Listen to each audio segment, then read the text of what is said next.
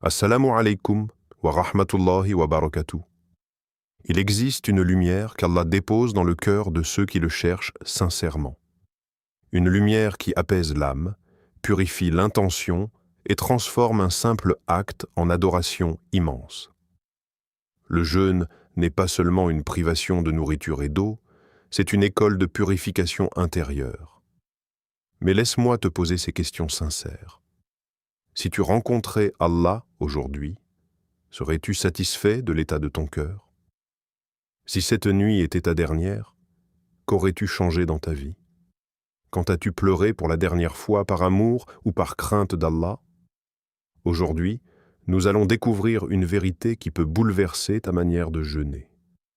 Et si ton jeûne était accompli extérieurement, mais fragile intérieurement? À travers les enseignements puissants de Zakir Naik, nous allons comprendre pourquoi certains jeûnes sont privés de récompense et comment protéger le tien. Allah dit dans le Coran, « Ô vous qui avez cru, le jeûne vous a été prescrit comme il a été prescrit à ceux d'avant vous, afin que vous atteigniez la piété. » Sourate Al-Baqarah 283. Abonne-toi à Islam Connect, like, commente et partage cette lumière. Ne quitte pas cette vidéo sans prendre la décision de devenir une meilleure version de toi-même pour Allah. Si ton cœur a vibré en écoutant ces paroles, sache qu'Allah t'appelle vers quelque chose de plus grand. Il existe un danger silencieux, invisible, presque imperceptible. Un danger qui peut transformer un acte immense en simple habitude vide. Ce danger, c'est l'absence de sincérité. Le jeûne est l'un des actes d'adoration les plus intimes. Personne ne peut voir si tu manges en cachette. Personne ne peut vérifier ton intention. Et pourtant, c'est précisément là que se joue la valeur de ton jeûne. Le prophète, que la paix et le salut d'Allah soient sur lui, nous a donné une règle qui traverse toute la religion. Les actions ne valent que par leurs intentions. Ce hadith authentique est un miroir pour le cœur. Pourquoi je jeûne? Est-ce uniquement parce que tout le monde jeûne? Parce que ma famille jeûne? Parce que je veux être vu comme quelqu'un de pratiquant? Ou est-ce réellement pour Allah? Il est possible de passer toute une journée sans manger ni boire, et que ton cœur, lui, soit nourri par le regard des gens. Tu postes une photo de ton iftar. Tu mentionnes ta fatigue devant les autres pour qu'ils admirent ton effort. Tu cherches inconsciemment des compliments. Mashallah, tu es fort. Petit à petit, l'intention glisse. Elle ne disparaît pas d'un coup, elle se mélange. Et lorsque l'intention se mélange, la récompense diminue. Le jeûne est un secret entre toi et ton Seigneur. Dans un hadith qudsi, Allah dit que le jeûne lui appartient et que lui-même en donne la récompense. Pourquoi? Parce que c'est l'acte le plus discret, le plus caché, le plus pur lorsqu'il est sincère. Mais s'il est pollué par l'ostentation, riya, il perd sa lumière. La sincérité, ce n'est pas seulement dire « je jeûne pour Allah », c'est ressentir que personne d'autre ne compte. C'est jeûner même si personne ne le sait. C'est continuer à adorer même sans reconnaissance. C'est être identique en public et en privé. Parfois, le danger n'est pas l'ostentation évidente, c'est l'habitude. Tu jeûnes parce que tu as toujours jeûné, c'est culturel. C'est automatique. Ton corps jeûne, mais ton cœur est absent. Or, le jeûne a été prescrit pour atteindre la taqwa, la conscience d'Allah. Si ton cœur ne se réveille pas, si ton intention n'est pas renouvelée, tu risques de transformer une adoration vivante en simple routine. Demande-toi sincèrement, si personne sur terre ne savait que tu jeûnes, continuerais-tu avec la même motivation? Si tu étais seul dans un endroit isolé, garderais-tu la même discipline? Voilà le test de la sincérité. La bonne nouvelle, c'est que la sincérité peut être renouvelée à tout moment. Chaque matin, avant l'aube, lorsque tu te lèves pour le souhour, fais une pause. Ne te précipite pas. Lève les mains et dis « Ya Allah, je jeûne uniquement pour toi ». Purifie mon intention, protège-moi de l'ostentation, accepte-moi parmi tes serviteurs sincères. Ces quelques secondes peuvent transformer toute ta journée. Souviens-toi, Allah ne regarde pas la quantité de ta faim, mais la qualité de ton intention. Tu peux jeûner 30 jours, ou tu peux jeûner un seul jour qui vaut plus que des années, simplement parce qu'il était totalement, exclusivement, sincèrement pour lui. Le jeûne sans sincérité est un corps sans âme. Mais le jeûne avec sincérité, même imparfait, monte vers le ciel avec une lumière que seul Allah peut mesurer. Il y a une réalité que beaucoup refusent d'affronter. On peut jeûner toute la journée et désobéir à Allah au même moment. On peut avoir l'estomac vide mais le cœur rempli de fautes. On peut ressentir la faim et la soif, mais laisser la langue blessée, les yeux trahir, les mains commettre l'injuste. Et c'est là que le danger devient immense. Le prophète, que la paix et le salut d'Allah soient bien sur lui, a dit « Celui qui ne délaisse pas la fausse parole et les mauvaises actions, Allah n'a pas besoin qu'il délaisse sa nourriture et sa boisson. » Ce hadith est un avertissement puissant. Il ne dit pas que le jeûne est invalide juridiquement, mais il montre que la récompense peut être vidée de sa substance. Quel sens à la fin si le péché continue librement? Mentir pendant le Ramadan. Médire après la prière. Insulter en état de jeûne. Regarder l'illicite en cachette. Écouter ce qui éloigne d'Allah. Certains pensent que tant qu'ils ne mangent pas, leur jeûne est intact. Mais le Ramadan n'est pas une simple abstention physique, c'est une purification globale.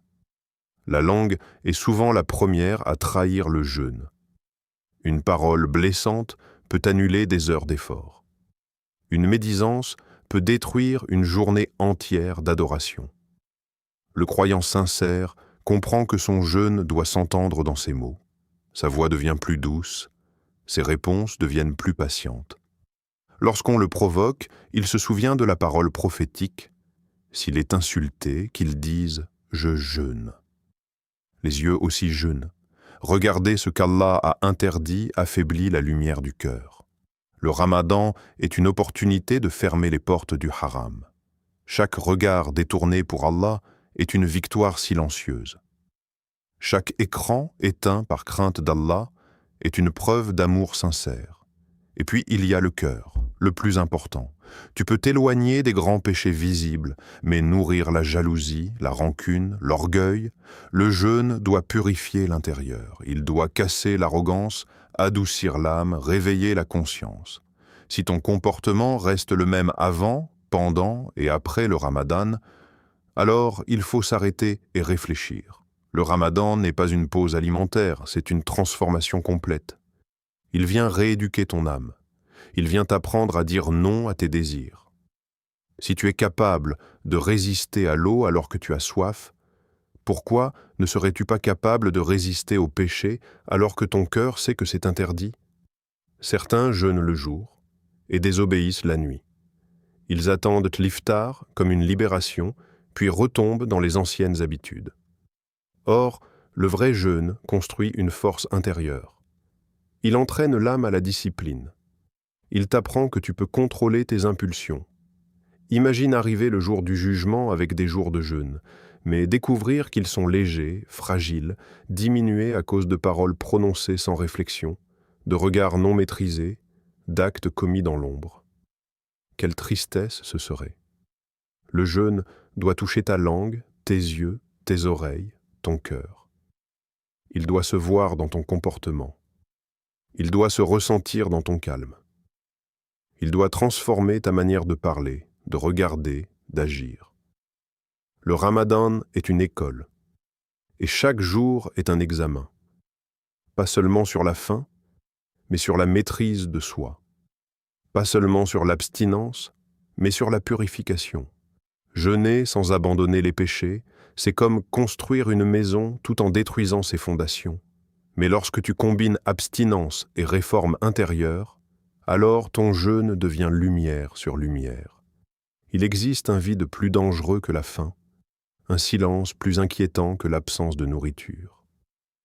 C'est le vide du cœur lorsqu'il adore sans présence, lorsqu'il agit sans ressentir, lorsqu'il accomplit les rites sans vivre leur essence. Tu peux prier, jeûner, invoquer, mais si ton cœur est distrait, froid, inattentif, alors tu passes à côté de la partie la plus précieuse de l'adoration. Le khushu', c'est cette humilité intérieure, cette concentration profonde, cette conscience d'être devant Allah à chaque instant. Ce n'est pas seulement baisser la tête dans la prière, c'est baisser son ego, c'est ressentir sa petitesse face à la grandeur d'Allah, c'est adorer avec un cœur vivant.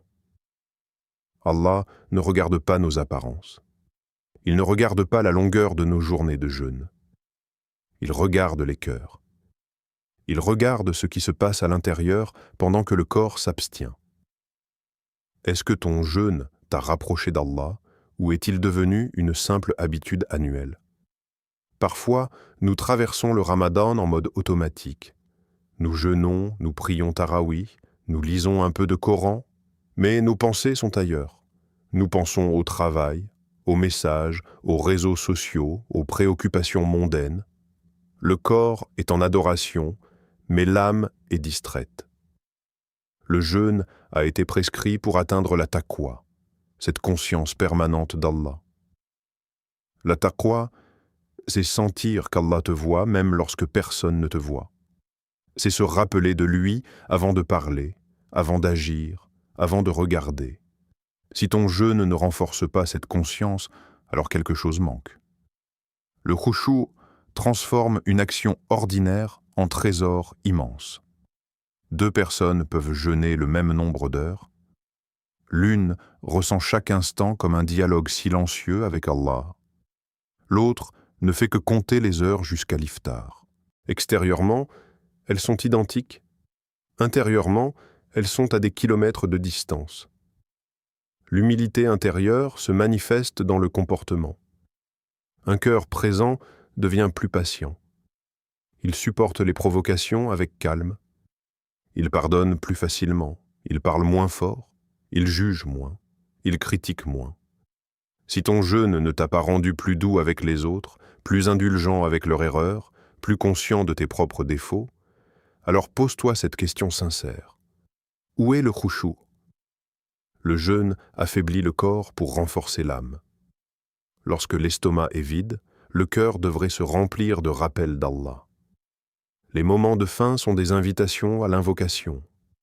Les instants de fatigue sont des opportunités de dépendance envers Allah. Mais si ces moments sont remplis de distractions, l'objectif spirituel s'éloigne. Le khushu' ne vient pas par hasard. Il se cultive.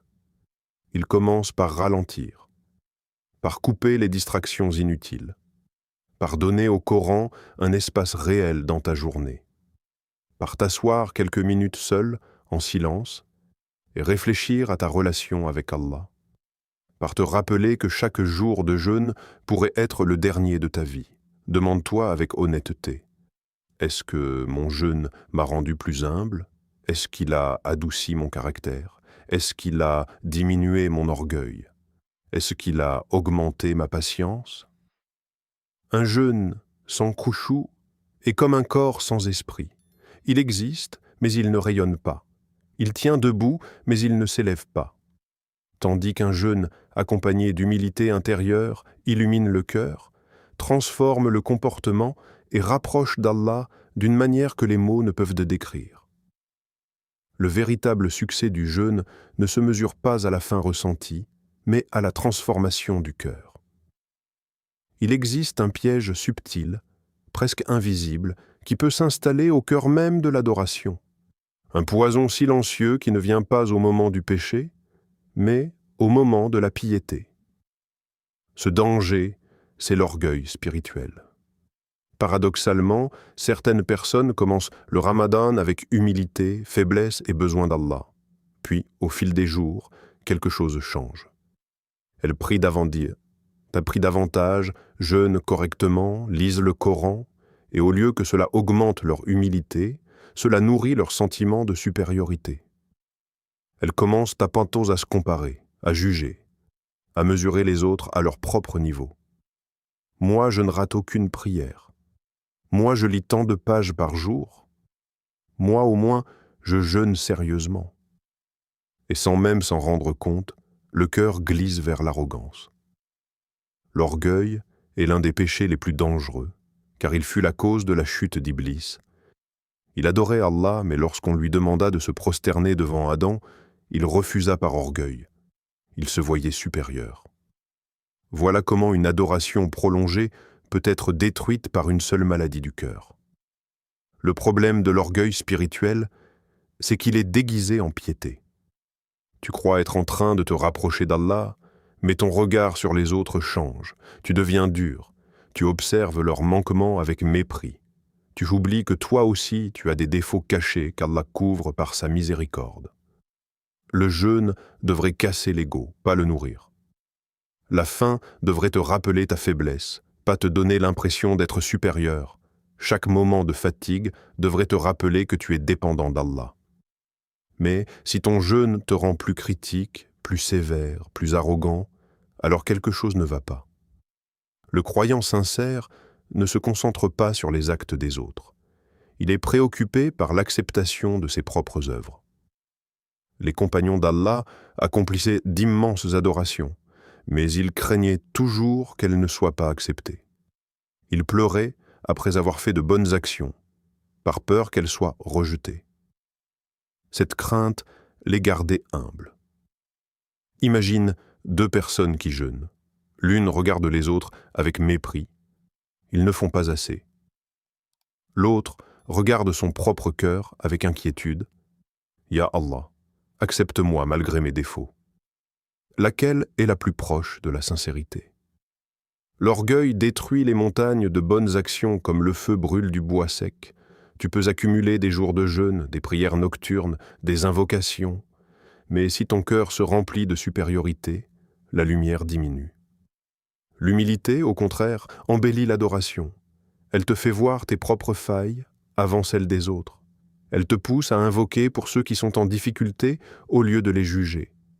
Elle te fait remercier Allah pour t'avoir guidé au lieu de t'attribuer le mérite. Souviens-toi, si aujourd'hui tu jeûnes, c'est parce qu'Allah t'a donné la force. Si tu pries, c'est parce qu'il t'a guidé.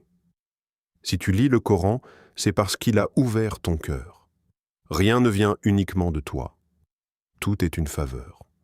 Le jeûne accepté laisse des traces d'humilité. Il rend plus doux, plus compatissant, plus conscient de sa propre fragilité. Il fait baisser le regard face aux autres et lever les mains vers Allah avec crainte et espoir. Le croyant sincère ne se sent jamais arrivé. Il avance avec reconnaissance et avec peur que son œuvre ne soit pas à la hauteur. Cette crainte n'est pas négative, elle est protectrice. Elle garde le cœur pur, car au final, ce n'est pas la quantité de ton adoration qui te sauvera, mais la pureté de ton cœur lorsqu'elle monte vers Allah. Le Ramadan n'est pas une destination, c'est un départ. Ce n'est pas une parenthèse spirituelle dans l'année, c'est une école de transformation. Pourtant, beaucoup vivent un phénomène inquiétant. Ils brillent pendant le Ramadan, puis s'éteignent dès son départ. Les mosquées se remplissent, les langues se purifient, les cœurs s'adoucissent. Puis, quelques jours après l'Aïd, tout semble revenir comme avant. Et c'est là que se pose une question essentielle. Que reste-t-il de ton jeûne? Un jeûne accepté laisse des traces. Il imprime une marque sur ton cœur. Il change ton regard, ton comportement, tes priorités. Si après le Ramadan, tu retournes immédiatement aux anciennes habitudes, aux mêmes péchés, aux mêmes distractions, aux mêmes laisser-aller spirituels, alors il faut s'arrêter et réfléchir. La transformation était-elle réelle ou simplement temporaire? Le Ramadan vient briser les chaînes des habitudes négatives. Il t'entraîne à la discipline. Il t'apprend à contrôler tes désirs. Il te montre que tu es capable de résister. Si tu peux t'abstenir de boire alors que tu as soif, pourquoi ne pourrais-tu pas t'abstenir du péché après Ramadan? Si tu as réussi à prier davantage pendant 30 jours, pourquoi abandonner complètement ensuite? Les compagnons d'Allah vivaient le Ramadan avec intensité. Mais ce qui est encore plus impressionnant, c'est leur état après. On rapporte qu'ils craignaient pendant 6 mois que leurs œuvres ne soient pas acceptées. Ils ne célébraient pas leurs performances spirituelles. Ils tremblaient à l'idée qu'Allah puisse rejeter leurs actes. Cette crainte les poussait à continuer dans l'effort. Le vrai jeûne change ta trajectoire de vie. Il ne s'arrête pas au coucher du soleil du dernier jour. Il devient un nouveau standard. Peut-être que tu ne pourras pas maintenir exactement le même rythme qu'en Ramadan. Mais il doit rester quelque chose. Une prière supplémentaire, une page de Coran quotidienne, une habitude abandonnée définitivement, une relation réparée, une faute délaissée. Si tout disparaît d'un coup, c'est un signe que l'adoration était liée au mois et non au Seigneur du mois. Allah est le Seigneur de Ramadan et le Seigneur de toute l'année. L'adoration ne doit pas être saisonnière. Elle doit être constante, même modeste. Le prophète, que la paix et le salut d'Allah soient sur lui, aimait les œuvres régulières, même petites.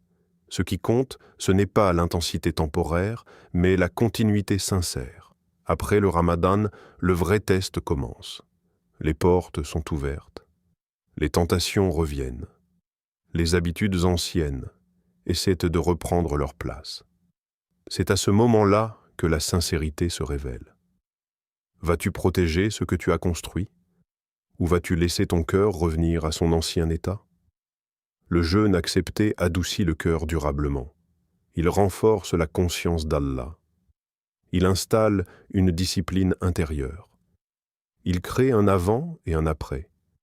Si tu regardes ta vie et que rien n'a changé, alors il est temps de raviver l'intention, de renouveler le repentir, de redemander à Allah de faire vivre en toi l'esprit du Ramadan. Car le but n'était pas seulement de survivre à 30 jours de faim, le but était de devenir une meilleure version de toi-même, une version plus proche d'Allah, plus consciente, plus humble, plus constante. Le Ramadan est une graine. Mais une graine n'a de valeur que si elle continue de pousser après avoir été plantée. Mon frère, ma sœur, le jeûne est un cadeau immense. Mais comme tout cadeau précieux, il doit être protégé. Aujourd'hui, nous avons compris que le danger ne se trouve pas seulement dans l'action visible, mais dans l'état invisible du cœur. Une intention impure, des péchés persistants, un cœur distrait, l'orgueil ou l'absence de transformation peuvent priver le jeûne de sa lumière. Mais ne désespère jamais. La porte du repentir est ouverte.